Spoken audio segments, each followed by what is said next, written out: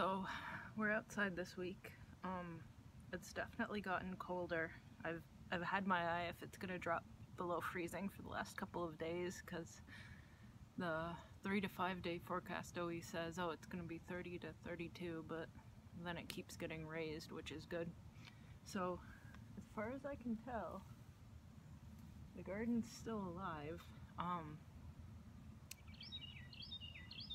I've gotten way too many plants in the last couple weeks, but I figure it's kind of okay because I really didn't buy carnivorous plants for the better part of the last 8 years or so. When I had my back surgery, I kind of had to pull back on a lot of things, and then I kind of focused on scuba diving for a while, but there's a bunch of plants on the market now that weren't necessarily before, or I didn't like the clones that were available. So, oops. But in the past week, I went through and bonided those two.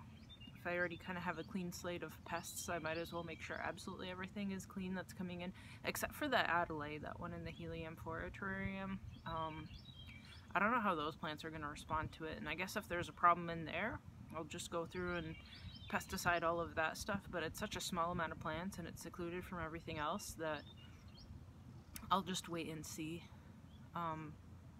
And when I sprayed that poison for the ants that I had earlier in the year, the helium-4 nearly died, so I'm trying not to use any pesticides in there.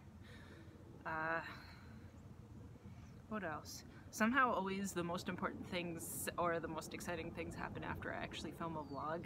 So guess who got their scythe? I was gonna try to go through and use it for the first time ever on Halloween yesterday, but my back was not good yesterday. Had to take a break. Just kind of sat around all day long binge watching the 100 and taking some painkillers and stuff, because despite the fact that these are pretty lightweight, when your back is feeling crappy, you definitely don't want to be playing with something that's essentially making your body a cantilever. So hopefully I can finish putting down most, if not all, of this landscape fabric. I see some of it might need some extra staples down there, and there's a little bit more that I still have to lay down, but I got another roll of 6 foot by 300 foot landscape fabric. It's a lighter weight than the rest of this stuff, so I'll see how it does, but I definitely want to be laying it down because it'll be just shy of 6 months if I pick it up for when the supposed last frost date is here. The week before April ends, supposedly, even though we got a late frost in the first week of May this year. So, I don't know if you can see the shed here. I've been thinking in my mind, do I want to replace it with a greenhouse just to get a greenhouse in ASAP before I pull the septic system out? And if I decide that, then maybe I don't need to have somebody look at the patches that are on that roof there, because it was definitely leaking on the inside previously. I don't know if it still is, but it looks pretty bad on the inside, you know, like the wood had rotted, so I don't know if there's continuing damage or if it was just that bad. I don't think it's wet in there after it rains, but if it's seeping, you can necessarily tell with, what's that stuff called? The glued together wood chips. I don't know if that's called plywood or not. What else? I selfed the minor oak key that I have, the Sarracenia, and I got seeds out of it, and I had originally dumped it back in the plants pot, thinking, oh, it'll just sprout in the same pot next year. But then in the same shopping spree, oops, that I've been having, I also ordered some Sarracenia seeds. So it's like Flava, Oreo, and Perp hybrids, because the Flava and Flava hybrid did okay here. The minor oak key did okay. Umlaftiana was great, but the minor green and the straight up leucophylla died.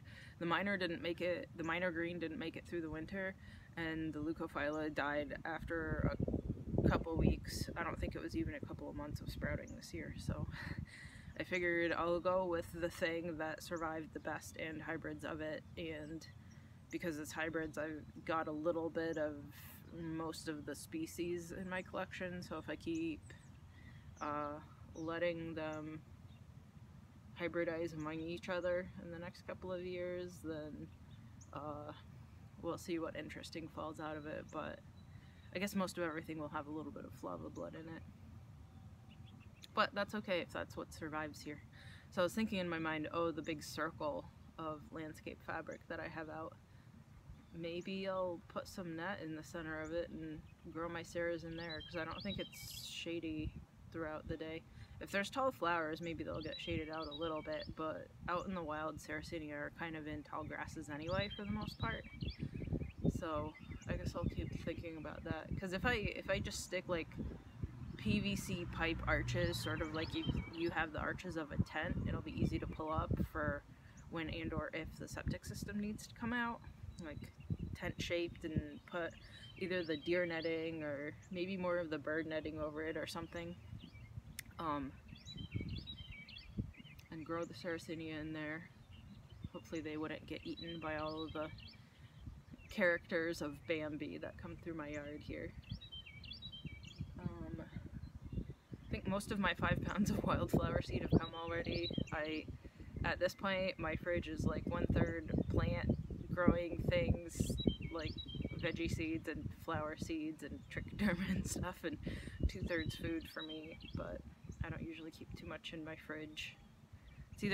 It's either in the freezer or in the cabinets, and when I cook something, then I'll stick it in the fridge. So it's really just the holding pen versus the major coffer of food. What else? Oh, I went through, so whoever owns the property back there went through and mowed, and they kind of mowed into my property, which isn't the best. I would be mad if I wasn't going to try to mow it myself, I guess. So I went through the Arbor Day Foundation, and when you join your first donation, they'll send you 10 trees of your choice. So I picked a river birch, so I'm getting 10 river birch, and I also picked up a weeping willow, because those will grow even in a river. So I'm gonna drop that guy in the very soggy part of my yard, and the rest of them in the kind of soggy part of my yard. So I'm gonna put it just past the fence, because I own the 6 feet past it. So it'll be good a privacy screen for gawking people from the bike path, and when and or if development goes up back there. And I figure I'll put those swamp roses along the fence line, because I got seeds of that, and then I'll put the other rose seeds that are also rosehip creating bushes along my front fence line. So I'll have roses in the front and back, I think another year of sunflowers along this side with the gardening neighbor next year, and then I should be getting fruit bushes in the spring, because they haven't come yet in the fall, and I'm gonna put them along the side with the neighbors with the viewing platform of me, because the elderberries are supposed to get kind of tall, so I'm gonna put them in their line of sight, because don't stare at me. What else? I think that's it. I'm just waiting on a bunch of plants. So some of them are kind of just replacements for things I've lost. So I lost Caniana, and I decided I'm going to replace it with a Stenophylla. I'll try Stenophylla. Originally I wasn't going to get one, and I got Phaseoliana, but then I saw seed-grown Stenophyllas for kind of cheap, and I figured, well, let's try it out. If I'm already buying little tiny baby plants, let's try it out. I don't know if that Macrophylla is gone or not. I got some Eddie and Diabolica crosses to sort of make up for that loss. Dubia was cute and small, so I picked up a Micramphora. It's supposed to grow kind of warm, sort of around where Peltata is. Yes, I lost my Hemiguitenensis, but the Peltata is still doing okay. So I put some plastic saucers over the terrarium with that, because I moved the Ampullaria into that terrarium too, and I think I'm going to put the Micramphora in there, and I might also move the Rheinwartiania in there. So I put the lids on for the Ampullaria because it was in the terrarium downstairs that's pretty humid, and maybe I'll just keep it on forever. I wish I had picked up one of those half glass, half mesh terrariums for that lid instead, but oh well. I think I used to have 3 terrariums, but I think I got rid of one of them because it was just too many. Regardless, I don't think I had room to transport all of them here from San Diego anyway, so it is what it is. So I moved that ampullaria to put the Adelaide in that terrarium. And it was quite honestly too big for the helium for a terrarium anyway. What else died? That a lot of variegated, but it really just died a year ago. I wonder if I picked up anything to really replace that in my mind. Well, I guess I'll do a tour of the ridiculous pile of things that I got. I shouldn't have bought so much, but oops. I guess I'm making up for 8 years of time.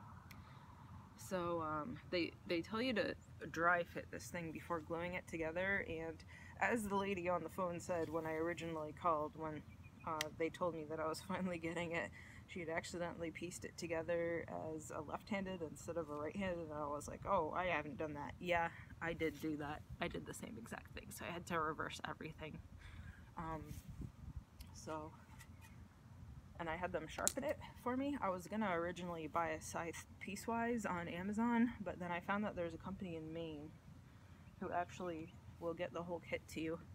Gloves and the scythe and the sharpening stone and all that stuff, and they also sent me a nice bandana, and these aren't the gloves that they sent, but I already had gardening gloves, and I'm going to be working on that landscape fabric in these anyway if they're already kind of trashed.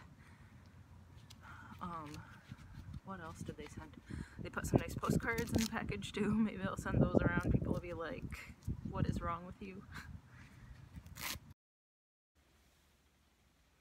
Well, my cell phone died while I was outside getting ready to cut the grass for the first time. Because it was dry, the blade didn't really go through too well, but I'm gluing together the handles. I think I got to do the one in the middle first and then the one at the top, because the one at the top rotates around a lot, so I'm going to have to do it once everything else is sturdy.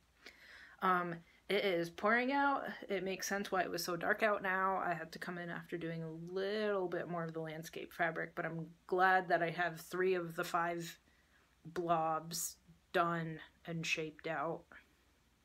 2 more left, but I think I know what I'm going to do. So I wanted to, oh, you get a nice enormous picture to look at. I don't remember who I was telling, but enormous is pretty easy once it actually gets to vining. It was just really small for a while, like a little rosette for years and years. I wanted to just quickly give you guys a view of the ridiculous pile of plants I've been buying, and I have more coming in. Man, I think I'm gonna have to rig up some sort of like PVC plant hanging thing or something around the rest of the house, because I've got a plant problem. So here's the cuttings for the NASC, and then here's the new plants that I got, and here's the cat being bad. He shouldn't be in here. So, okay, till next time.